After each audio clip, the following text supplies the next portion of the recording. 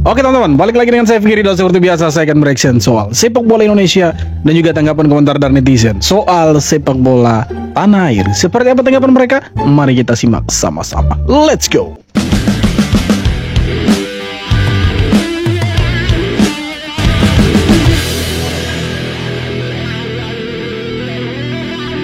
Jika jadi WNI, pemain ini bisa cetak sejarah untuk timnas Indonesia.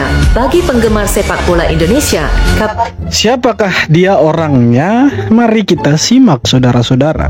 kabar ini membawa dampak lebih dari sekedar euforia promosi di balik suksesnya Leeds United. Yaitu Pascal ada Struijk. satu nama yang mulai menarik perhatian pecinta sepak bola Gambar tanah air. awalnya tadi kan Pemain dia. itu adalah Pascal Struijk. Bek tangguh Leeds United ini bakal berpotensi menjadi bagian dari skuad timnas Indonesia. Jika dia berhasil dinaturalisasi menjadi WNI, maka satu detik penampilannya di Liga Inggris akan menjadi sejarah bahwa pemain naturalisasi dari Indonesia yang tampil di Premier Liga Inggris. Tapi kayaknya agak berat sih untuk Pascal Struijk gabung dengan Indonesia. Karena kalau dia gabung dengan Indonesia, kemungkinan besar dia juga akan hengkang dari Leeds United dan tidak akan bermain di Premier League. Karena ada aturan itu untuk negara-negara yang ranking FIFA-nya di bawah 100 besar, maka tidak bisa bermain di Liga Inggris. Ada aturannya seperti itu. Tapi kalau PSSI bisa membujuk Pascal Struijk dan bergabung dengan Indonesia menjadi WNI, semakin keren lah timnas kita.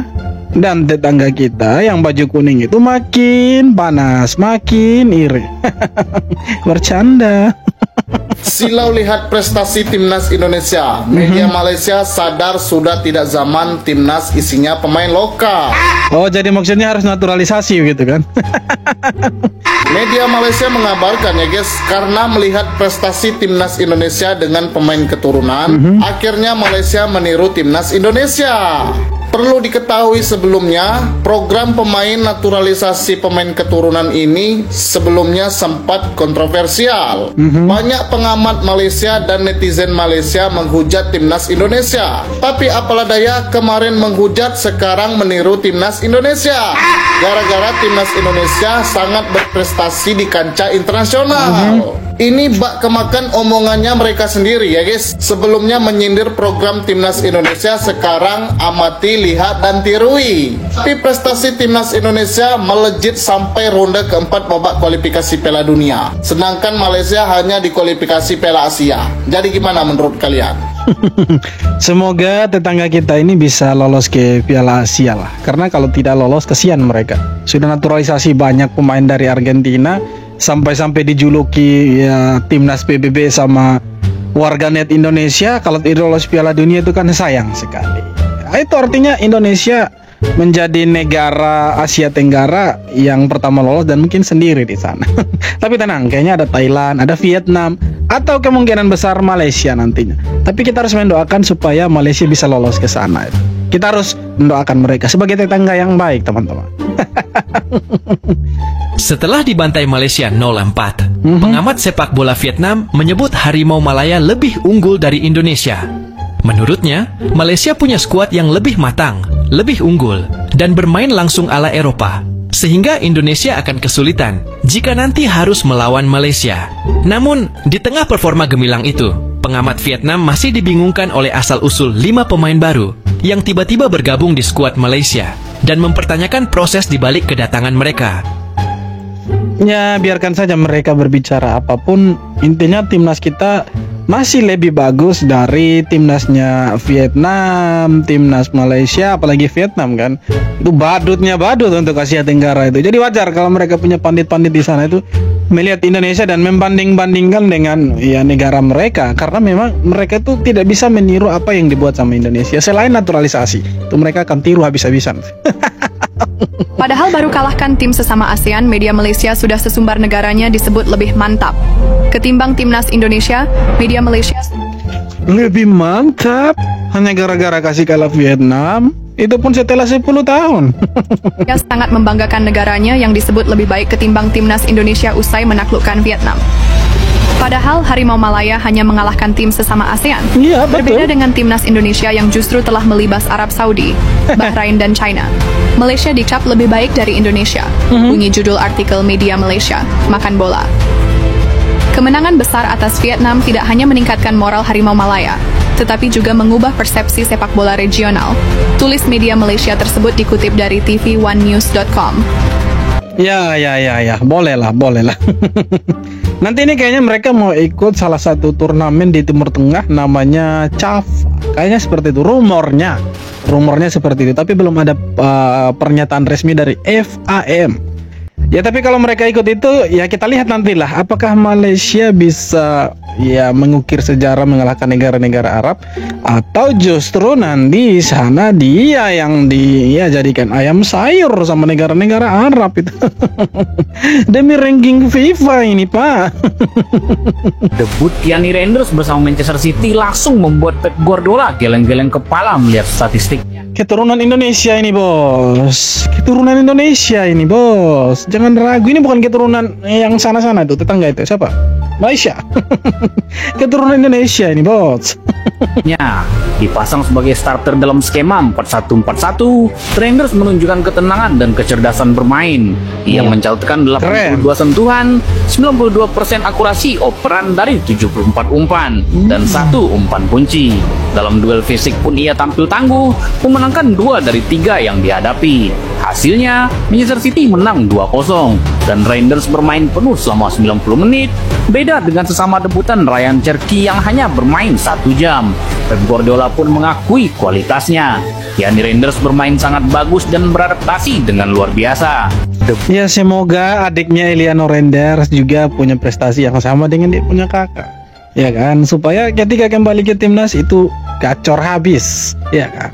Kita bangga nih ada pemain-pemain yang punya keturunan Indonesia, garisnya jelas, bos. Dari Indonesia Timur, dari Ambon ini. Bermain di Liga Inggris, walaupun dia ya orang Belanda sih, tapi masih punya garis keturunan Indonesia lah. Itu sah itu, bos. Bukan dia buat-buat itu, bukan asal klaim itu. Skuad termahal di ronde keempat kualifikasi Piala Dunia 2026 zona Asia. Soal harga skuad timnas Indonesia tak bisa diremehkan. Bahkan jelas untuk soal harga pasar secara kolektif kita tidak bisa diremehkan. Hampir 1 triliun, Pak. Hampir 1 triliun. sekelas Qatar saja lewat jauh. Namun tim sekelas Omannya harga skuadnya lebih rendah dari Malaysia, tapi prestasinya sampai ronde keempat patut diwaspadai. Berikut daftar skuad termahal babak keempat kualifikasi Piala Dunia 2026 zona Asia. Keenam ada Oman dengan harga total skuad mencapai 160 miliar rupiah. Dengan pemain termahal dipegang oleh Mohsen Al-Ghazani sebesar 18 miliar rupiah. Kelima ada Irak dengan harga total skuad 18 miliar rupiah. Wow, jauh sekali itu. Mencapai 259 miliar rupiah. Dengan pemain termahal dipegang oleh Ali Al-Ahmadi sebesar 44 miliar rupiah. Oh, bermain dia apa nih? Stoke City. Dengan harga total skuad Liga Inggris 116 miliar rupiah. Dengan pemain termahal dipegang oleh Akram Afif sebesar 139 miliar rupiah. Ketiga ada Arab Saudi dengan harga total skuad mencapai 457 miliar rupiah. Dengan pemain termahal dipegang oleh Firas Al-Buraikan sebesar 78 miliar rupiah. Kedua ada Indonesia dengan harga total skuad mencapai 555 miliar rupiah. 555 miliar. Wow. Dengan pemain termahal dipegang oleh Messi Girls sebesar bukan Messi Girls abangku. Sudah jahit saya abangku. Update dulu datanya abangku. Tapi oke lah, Messi Girls nomor 2 atau abangku. 21 miliar rupiah. Pertama ada Uni Emirat Arab dengan harga total skuad mencapai 885 miliar rupiah. Dengan pemain termahal Fabio Lima sebesar 121 miliar rupiah. Jadi ronde keempat ini ya 50-50 lah. Kalau kita lihat gampang-gampang susah. Tapi gampang-gampang susahnya itu maksudnya begini teman-teman. Untuk sepak bolanya mungkin terlihat lebih gampang ya. Karena kita hanya butuh 2 kemenangan. Tergantung nanti hasil roundnya itu di tanggal drawingnya maksudnya di Malaysia tanggal 27 Juli kalau tidak salah. Nanti atau 27 Juni ini itu nanti akan dilangsungkan di Malaysia. Nanti tergantung itu kita ketemu siapa, Oman kah, Qatar kah, Arab Saudi kah, Irak kah. Kalau kita ketemu mereka, saya pikir kita masih punya harapan lah untuk lolos. Tapi yang menjadi tantangan untuk Indonesia bukan negara-negara yang kita lawan, tetapi faktor non teknisnya yang ada di belakangnya mereka, yang bisa saja bermain fulus dan kita bisa dihajar pakai fulus itu, saudara-saudara. Jadi kita doakan semoga timnas kita bisa dapat 2 kemenangan di round keempat dan kita bisa lolos ke Piala Piala Dunia. Begitu. Kalau kita lolos Piala Dunia, maka kita akan jadi ikonnya Asia Tenggara. Keuntungannya apa? Keuntungannya banyak, teman-teman. Ya, teman-teman tahu sendirilah. Dan kerugiannya apa? Ya, negara-negara tetangga kita itu nanti mengikuti trennya Indonesia. Seperti tetangga kita yang baju kuning itu. Senggol sedikit sama mereka. Senggol dikit. Rekor pertemuan Timnas Indonesia versus Irak. Irak adalah calon lawan yang berpeluang bertemu di ronde 4. Yes. Timnas Irak masih berada di atas Indonesia secara rekor pertemuan. Total sudah 9 kali Indonesia dan Irak bertarung. Hasilnya sungguh mengejutkan. Sebab Timnas Indonesia belum pernah mengalahkan Irak. Tapi Irak sukses mengamankan 8 kemenangan plus 1 kali imbang. Kedua tim sempat bertemu di ronde kedua kualifikasi Piala Dunia 2026, tapi Irak berhasil menang 5-1 dan 2-0 dalam 2 pertemuan. Meski kerap kesulitan dan berujung kalah ketika menghadapi tim-tim dari Timur Tengah, bukan berarti Timnas Indonesia bakal kembali disepelekan dalam persaingan di bulan Oktober nanti. Timnas Indonesia sekarang sudah berbeda, dan lolos ke babak 4 adalah sebuah perkembangan pesat dari skuad Garuda. Kalau kita omong rekor, kita omong sejarah, sebelum-sebelumnya juga kita punya ya sejarah yang cukup buruk, kurang beruntung, kurang baik. Ketika kita ketemu Bahrain, bahkan kita pernah dihajar 10-0. Memalukan sekali waktu itu kan. Arab Saudi juga kita belum pernah menang dalam kurun waktu belasan tahun, ya kan. Cina juga kita, ceritanya itu buruk sekali. Tetapi semuanya berbanding terbalik, dan ketika bermain dengan kita justru ya mereka kewalahan juga, dan bahkan berujung kekalahan ketika lawan Indonesia. Nah, kalau kita lihat Irak, ya mungkin nanti kita bermain di Timur Tengah dan tuan rumahnya itu Qatar sama Arab Saudi. Ya kemungkinan besar ya secara mental kita mungkin agak sedikit down karena bermain di kandangnya orang, di rumahnya orang gitu kan. Jadi secara ya mental mungkin agak sedikit ya bagaimana gitu kan.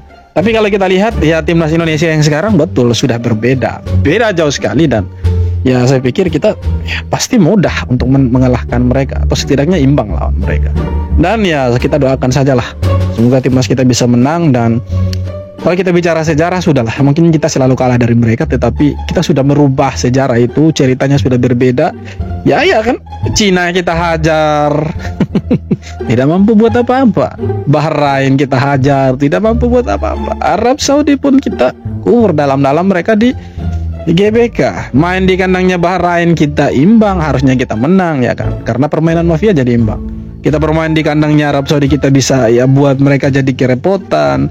Kita hanya kalah lawan Cina di kandangnya mereka itu, dengan kalah lawan Jepang 2 kali. Kalah lawan Australia, iya kan. Tapi selebihnya lawan negara-negara Arab kita tidak begitu buruk kok, not bad lah. Jadi di ronde keempat kita ketemu Irak, Oman, Uni Emirat Arab, Qatar, siapapun itu kita akan hajar mereka bisa-bisa. Oke. Oke teman-teman, jadi tadi beberapa video tanggapan komentar dari netizen Indonesia soal sepak bola tanah air. Dan seperti apa tanggapan kalian? Silahkan tulis kolom komentar. Dan yang terpenting jangan lupa untuk subscribe. Kita jumpa lagi di video-video berikutnya.